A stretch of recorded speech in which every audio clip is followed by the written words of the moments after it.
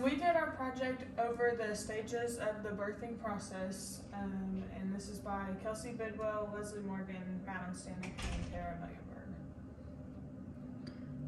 Stage 1 consists of 3 phases. There's the latent phase, the active phase, and the transitional phase. And then we just wanted to make it a little bit personable, so we put pictures of Leslie and Tara when they were pregnant. The latent phase is also known as the early phase, and it's the longest phase. So the duration of this phase is about 4 to 7 hours. It can go to a maximum of 20 hours. The contraction patterns are mild, irregular, and we need to assess them about every 30 minutes for a change in the pattern. Contraction duration is about 15 to 45 seconds and can occur every 5 to 20 minutes.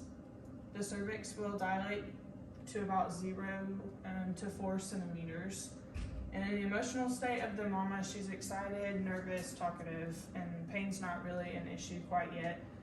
This is a time the nurse is able to teach the mom about approaching factor in the next stages of labor, and then also you want to assess the fetal heart rate about every 30 minutes. Okay, and for the active phase, the duration is 3 to 5 hours, max of 6 hours sometimes. The contraction pattern is moderate and regular. Assess them about every 30 minutes for a change in pattern. The contraction duration lasts about 30 to 60 seconds and can occur every 2 to 3 minutes. The cervix will dilate to 4 to 8 centimeters. The emotional state of mama is apprehensive, needs encouragement, gets fatigued. Pain control is beginning to get harder, and epidural is usually given around 4 to 5 centimeters. And then we just have a little test strip. I believe this is from when Leslie was in labor with her kiddos. In the active phase continued, just need to assess the mom's vital signs about every hour if no complications are present, every 15 minutes if Pitocin is started. Assess the fetal heart rate about every 15 minutes due to Pitocin and epidural being administered. Late decelerations in baby's heart rate are an indication of a complication. Late decels are a pattern of decelerations in heart rate that begin at or after the peak of the uterine contraction and return to baseline only after the contraction has ended. We treat late decels by using ABCs. We will call for help. Want to apply oxygen just to help increase the oxygen saturation that gets to the baby.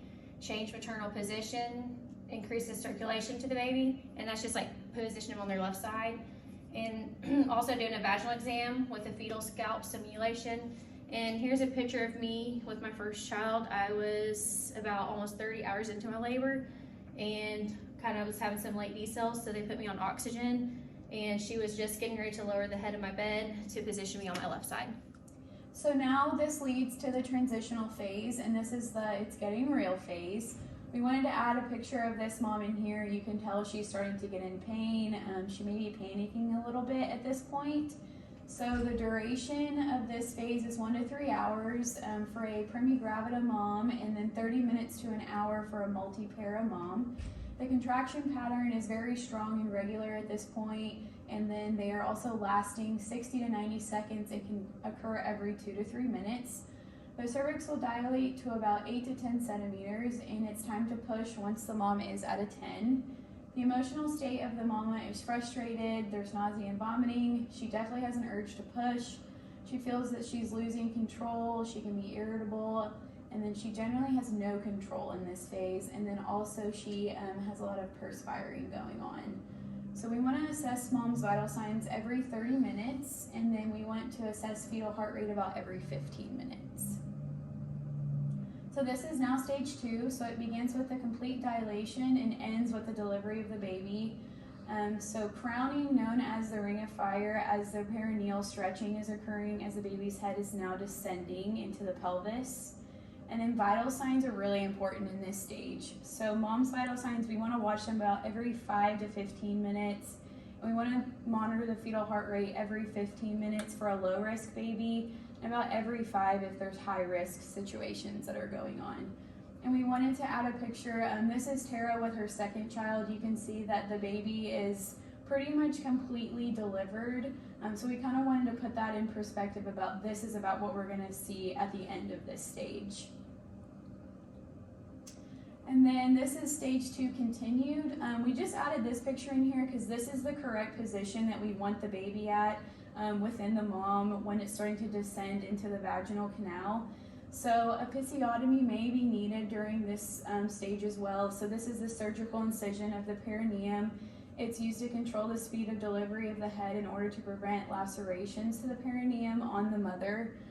Forceps also may be needed, and it's used when the life of the mother or fetus is threatened by an existing condition. So that could be that they're in there wrong, or they're coming out too quickly, or they're not coming out fast enough. So the vacuum also may be needed in this stage, and this is when a soft suction cup is applied to the baby's head.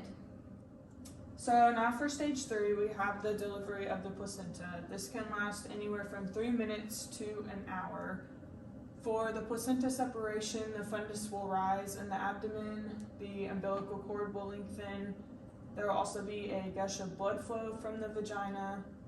You'll want to inspect the umbilical cord and make sure there's 2 arteries and 1 vein. And then it's important to never pull the placenta out. You want to let it fall out on its own. So for stage 3 continued, the delivery mechanism, we have the shiny Schultz, which is when the fetal side presents first. The surface is shiny of the placenta, and then the dirty Duncan is when the maternal rough side emerges first, and you want to watch for pieces that are left behind or retained placenta. So now we'll walk through how to use an S-bar for if there's suspected retained placenta. So for the situation, there will be part of or pieces of the placenta that fails to detach from the uterine wall. The background will be that the placenta was delivered dirty Duncan. It can increase the chances of bleeding and the risk of uterine infection, and may also cause sepsis. The assessment that you'll see is that you'll want to assess the amount of blood, keep assessing the vitals to watch for hypotension and increased heart rate. And then the recommendation will be to continue the IV Pitocin to increase the contractions to help decrease the bleeding. And then you'll also want to do frequent monitoring of the uterine status. For the manual removal, you want to try and stay away from this for if it's possible. So this is done by the healthcare provider only if the separation does not occur in 30 minutes after the birth of the baby. And that causes a risk for bleeding. Okay, stage 4 is all about mama. The duration is going to last about 1 to 4 hours or until mom is stabilized. This is going to include the mother's response, and it's going to vary from being exhausted, excited, sleepy, and hungry. Homeostasis is reestablished during this stage. We're going to continue to watch vital signs. We're going to continue to monitor fundal height and keep an eye on the perineum condition. The comfort level, this also varies from chills, cramping, tremors. We're going to provide comfort measures in this stage, warm blankets, anything the mom might ask for. This is a picture of me and my youngest after we were back in our room after the recovery. I had to have C-sections, so even C-section moms still need that bonding experience, and they still need that all about mom in stage 4. Stage 4 continued. Important things to monitor are we're going to monitor the firmness of the fundus in order to prevent hemorrhage. We're going to make sure that it's not boggy. We're going to feel it. We're going to monitor their voiding patterns. The fundal height needs to be right around the umbilicus. We're going to monitor vaginal flow. If they have a soaking pad in 1 hour or less is usually an indication of hemorrhaging. Monitor vital signs to make sure hemorrhage isn't occurring. They're probably going to be on IV fluids to replenish fluids that were lost. Nausea and vomiting may be present. Make sure to offer a minimal snacks like crackers. Try to avoid carbonated beverages because it can build gas in their bellies. It's an important time for bonding in mother, infant, and family. We need to make sure that we are being supportive of all family members. This is actually a picture of Kelsey when she was born and her dad. So we need to make sure and include dad in that bonding as well. Maslow's hierarchy of needs in stage 4 of labor. Maslow's is very important to remember in stage 4 of labor. Regarding self-actualization, we need to make sure the new mother is understanding her full potential as a mother. We need to make sure her self-esteem is kept high. We need to tell her she's doing a good job, encourage.